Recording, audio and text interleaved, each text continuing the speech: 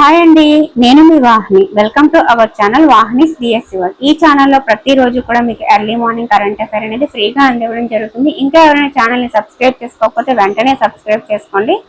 అలాగే నిన్నటి వీడియోలో మనం ఇరాన్ అని చెప్పుకున్నాము. అండ్ దీని ఆన్సర్ కూడా నేను చెప్పలేదు, నాకు ఎందుకో డౌట్ వచ్చి అక్కడ ఆపేశాను.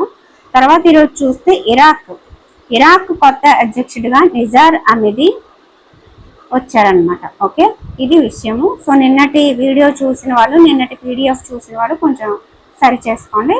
ఈరోజు మనం 23, 24 అంశాలని తెలుసుకుందాం. అలాగే మనకి ఒక వాట్సాప్ గ్రూప్ కూడా ఉంది.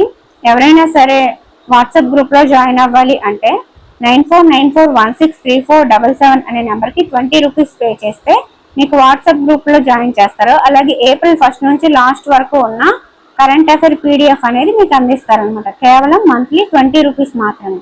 అలాగే మనం నవంబర్ నుంచి కరెంట్ అఫైర్ అనేది కంటిన్యూ చేస్తూ వస్తున్నాము. నవంబర్ నుంచి కూడా మన దగ్గర పీడిఎఫ్లు రెడీగా ఉన్నాయి.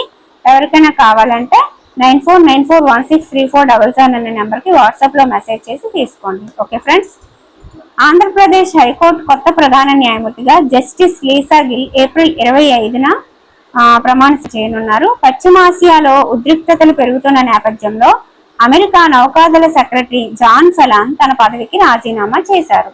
ఐఎస్ఎస్ఎఫ్ జూనియర్ ప్రపంచ కప్ షూటింగ్ లో భారత షూటర్లు సత్తా చాటారు.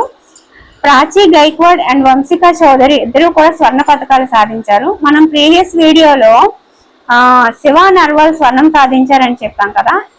తర్వాత ప్రాచీ గైక్వాడ్, వంశికా చౌదరిలు కూడా స్వర్ణ పథకాలు సాధించారు. మహిళల 50 మీటర్ల రైఫిల్ 3 పొజిషన్స్ లో ప్రాచీ విజేతగా నిలిచారు. మహిళల 10 మీటర్ల ఎయిర్ పిస్టల్ ఫైనల్లో వంశిక విజేతగా నిలిచారు. ఈ పోటీలు అనేవి ఈజిప్ట్ లోని కైరోలో జరుగుతున్నాయి. సేజల్ కాంబ్లే 25 మీటర్ల పిస్టల్ విభాగంలో రజతం సాధించారు. అభినవ్ దేశ్వాల్ 25 మీటర్ల పిస్టల్ విభాగంలో కాంస్యం సాధించారు. రాజ్ చంద్ర సేమ్ 25 మీటర్ల పిస్టల్ విభాగంలో రజతం సాధించారు. రోహిత్ కన్యన్ రజత పథకం సాధించారనమాట.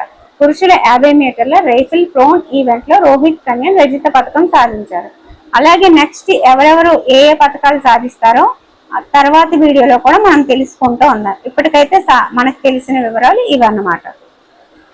నెక్స్ట్, ఐటీ పరిశ్రమల అత్యున్నత సంఘమైన నాస్కామ్ కొత్త చైర్మన్ గా శ్రీకాంత్ వెలమకన్ని నియమితులయ్యారు. 13 న్యాయ సేవా వాహనాలని జెండా ఊపి ప్రారంభించారు. ధీరజ్ సింగ్ ఠాకూర్ అండ్ లీసా గిల్ తదితరులు. శాంతికి ప్రతీకగా నిలిచిన గాంధీజీ ఇరాన్ ప్రజలకు ఆదర్శనీయులని జనవరి 30న గాంధీ సంస్మరణ దినోత్సవం పేరున ఏటా సేవా కార్యక్రమాలు నిర్వహిస్తున్నామని ఇరాన్ సుప్రీం లీడర్, దౌత్యవేత్త అయిన doctor Abdul Majid Hakim Elahi పేర్కొన్నారు. ఏపీని సౌర విద్యుత్ కేంద్రంగా మారుస్తామని renew solar company chairman Sumant Sinha పేర్కొన్నారు.